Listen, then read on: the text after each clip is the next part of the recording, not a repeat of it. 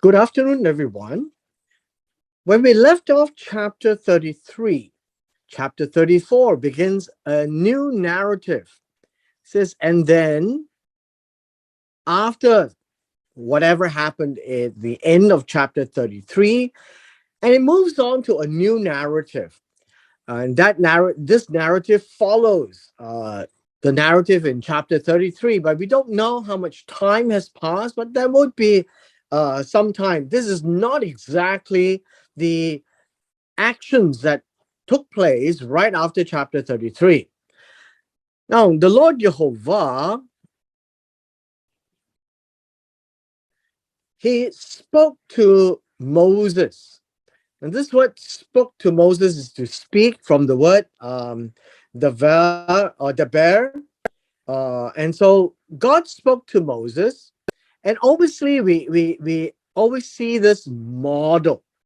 The model is God speaks to Moses, and Moses is to speak to the children of Israel. This has always been the model since the days of Exodus. It says, command the sons of Israel. The word children is really sons. And then you say to them, same word as saying, in this case, saying and say to them. And I think let's take a quick look at this. Command here really is from the word to give order. So it's order, charge the sons of Israel. And this is what you say to them. Now, in the previous chapter, it was talking about going in to possess the land. In this chapter, it is when you have come into the land, right? Quite a difference when you have come into the land of Canaan. So these are very vivid actions, right? These are all vivid actions. You have to physically go into the land of Canaan. This is the Haaretz Canaan. This is the promised land. And it says here, this, the land that shall fall into you as an inheritance. As an inheritance means as a possession. Possession. This is the land of Canaan to its boundaries. So this chapter really frames the boundary. Now, why is a boundary important? Now, in the good old days, there is no maps. They don't draw it on parchments or on vellum. There is largely described in those days in words. And in that description, the people who are there actually knows of these places. But over time, many of these places, we can't really pinpoint exactly where they are. But we know generally where they might be. Now, why is this boundaries important? Now, boundaries is important because there are many commands of God that is to be adhered to when they are in the land. When they are not in the land, it means that they are exempted. They are to practice it when they are in the land. That also applies to the fact that they received all these words while they were in the wilderness after they left Egypt. But they were not practicing that because these commands were for them to practice when they are in the land, right? The land of Canaan.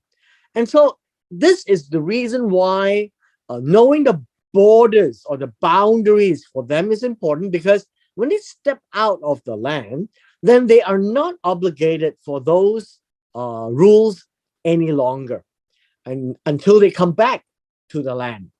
And so we get the description here. It says, Your southern border shall be from the wilderness of Zin. This is a wilderness of Zin. That would be, let me see, different color. Tsin. Zin, right? With the word Zadeh. Along the border of Edom, then your southern border shall extend eastward to the end of the Salt Sea. Then your border shall turn from the southern side of the ascent of, this word here is south side of the Ak- Akravim, right? Akravim. So it's Ma'ale Akravim. This is the ascent of Akravim, meaning there's a little slope, I guess you can say, the ascent of Akravim. So there is a certain elevation, if you want to call it that way. The ascent is the elevation.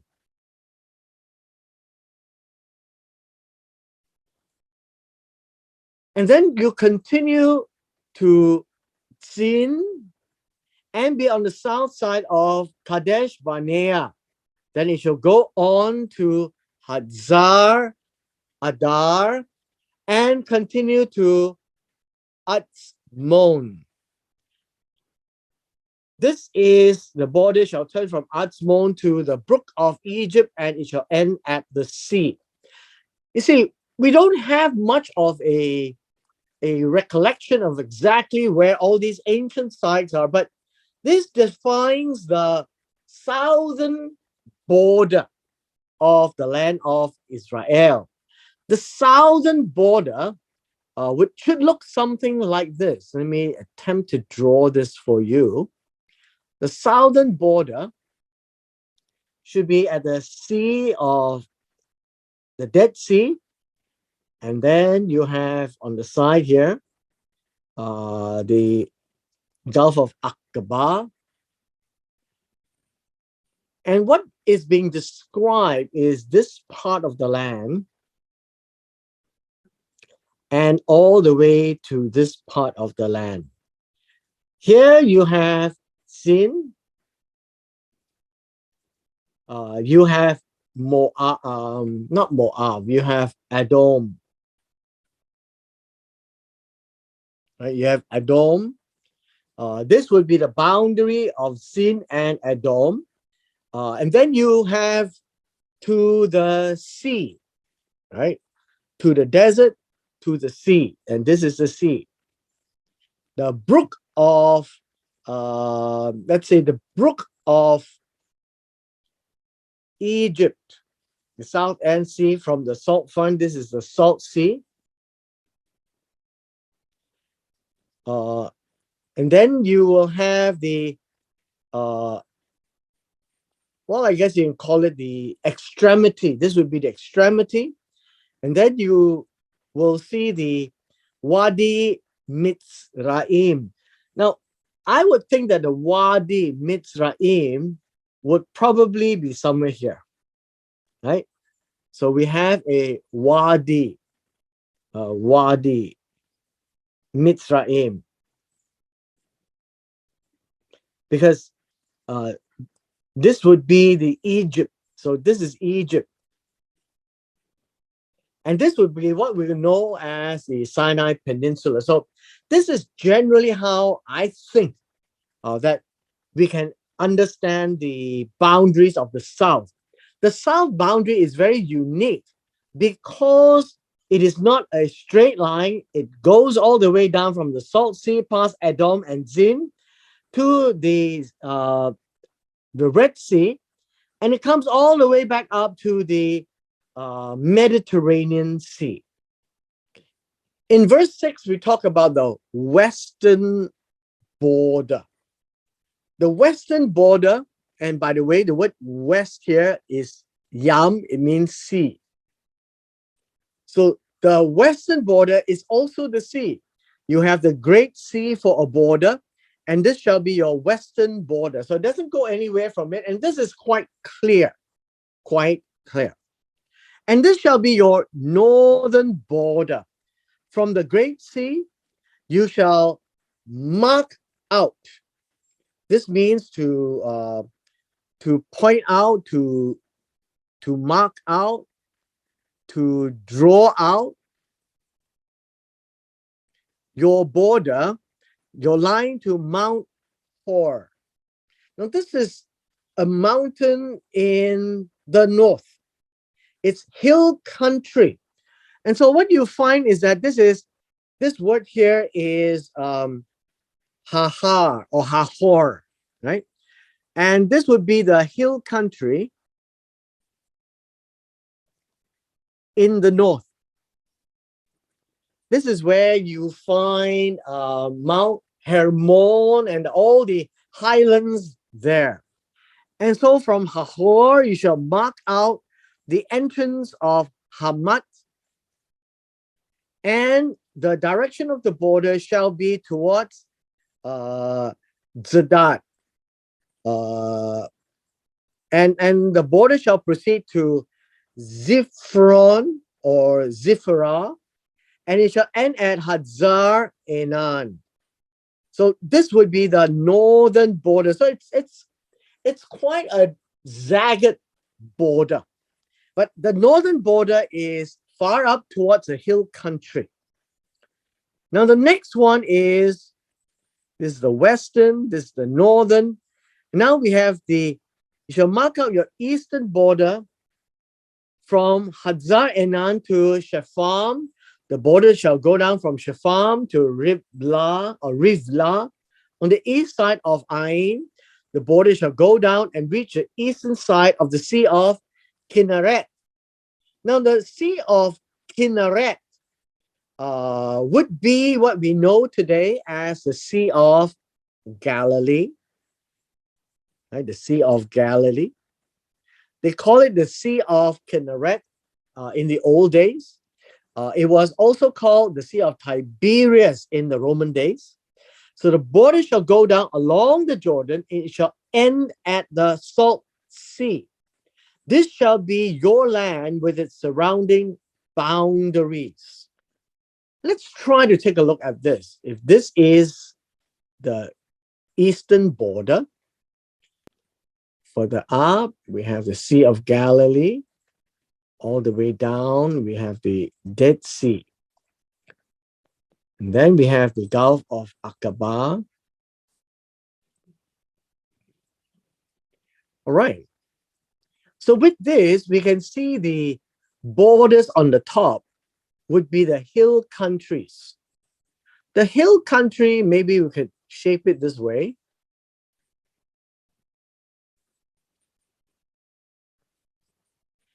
And so the border would probably look something like this. All the way down, and then to the east, and this would be the border.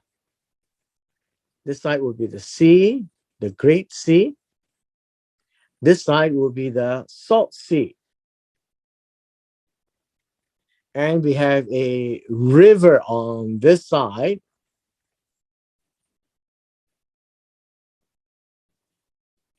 And so that's what I think would look like as the land of Canaan. It looks very similar to where things are today. Now, one of the things I want to point out to you before we carry on is this. We also have this part of the land.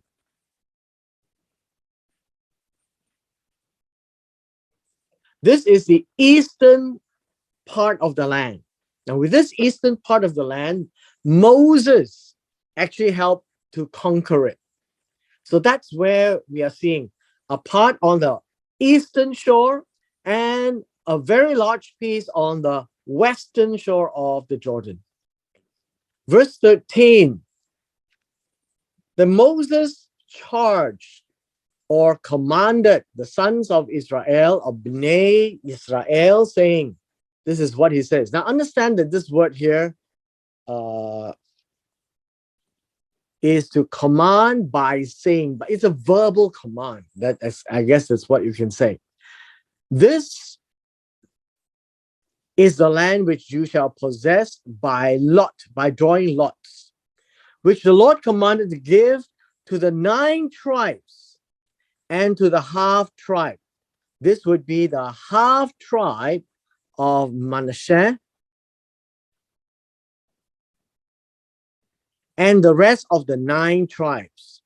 That's how we are looking at it right now. So we're still talking about the apportionment and the possession. And every time we look at the word possession or take possession, we should always see the flip side of possession, which is to dispossess the other people, right? To possess also means to dispossess. For the tribe of the children of Reuben, according to the house of the fathers, the tribe of the children of Gad, according to the house of the fathers, they have received their inheritance. And the half tribe of Manasseh, this is how we write this.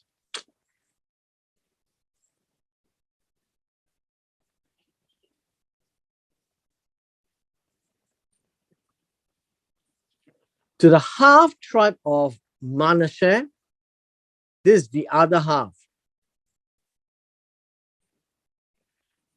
The other half of Manasseh.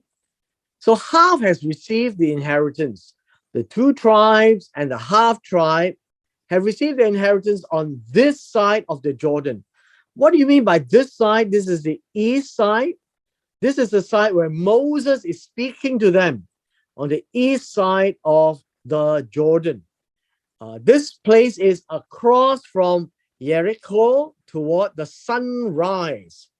Now understand, toward the sunrise, in verse 15, the sunrise, this word here, sunrise, it also means east.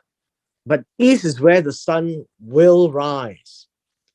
The other word here is across from the Jordan, which is Jericho, right? And this word eastward is the front. The front of Israel is this place where they are sitting. It's the eastern part of Israel. It is looking towards the sunrise. It's looking towards the east. Now in verse 16, it talks about this. The Lord spoke to Moses again, saying, these are the names of the men who shall divide the land among you as an inheritance. Now take a look at the word divide. I guess you could say that divide as an inheritance would be one word, right? Divide as inheritance. So this word here, divide as inheritance, means to go take possession. Now, one thing I think we all need to understand is when God says that he would give the children of Israel the land, he didn't mean to wrap it up in gift wrap and put a bow to it and hand them the key to the cities. When God says that he would give them the land, he expects them to go in, very vivid, active imagery, and possess the land or take ownership of the land while they dispossess the existing inhabitants. And so there's a lot of work that needs to be done. And when you go in, you need to obey God and follow exactly what he says so that the inhabitants will be given to them. So now, after the instructions, the general instructions that the land is going to be divided by 9.5 tribes, this is how you do. These are the names of those people who will lead you to take possession of the land. Who will there be? There'll be Eleazar, the priest, and Yehoshua, the son of Nun. These two will be the front leaders. Then you should take one leader from every tribe. So you get 12 tribes to divide for the inheritance. This is really to take possession of the land. Now, these are the names of these men from Judah, Caleb, or Caleb, I think. Judah would be Caleb, right? Caleb, the son of Yefuneh. From the tribe of Simeon, you have Shemuel. From the tribe of Benjamin, you have Elidad.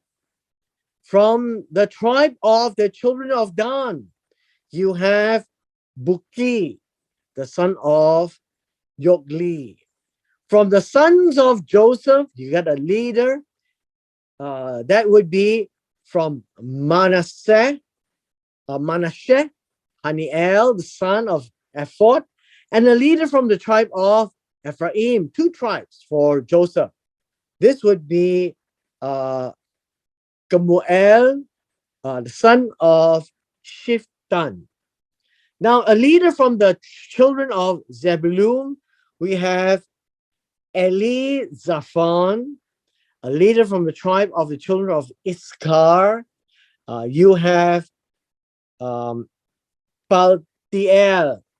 the son of Adzan, the tribe of Asher.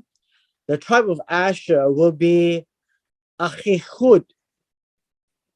And a leader from the tribe of Naphtali, this would be Pedahel, right? Pedahel,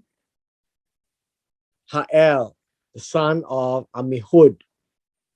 So these will be the men that will lead them, as the Lord commanded, to take possession of the inheritance among the children of Israel in the land of Canaan. So again, let me just repeat. They are to lead the charge to go in to win the land, take possession of the land, at the same time to dispossess the existing people who are there. Now, what have we done today is to actually spend some time to go through the boundaries. And these boundaries that we touched on in the beginning of the chapter are the boundaries of the eastern shore of the Jordan, the land of Canaan proper. But the land of the Amorites of King Sihon and King Og were taken as well, as because God gave them the land. God did not give them the land of Ammon, of Moab, and Edom. Why? Because they were land that was given by God to these forefathers very early in the book of Genesis. As such, we need now to understand that inheriting the land is not to take the key to the city. It is to go in and actively fight, win, and conquer in the name of God by the wisdom of God. What we have covered here is the importance of the border of Israel, that the many commandments that says, this you shall do in your border when you come into the land. These are clear words that those rules or precepts or Torah are to be observed when you are in the land. When you're out of the land, that would be something else to consider. And with this, we come to the end of our chapter today.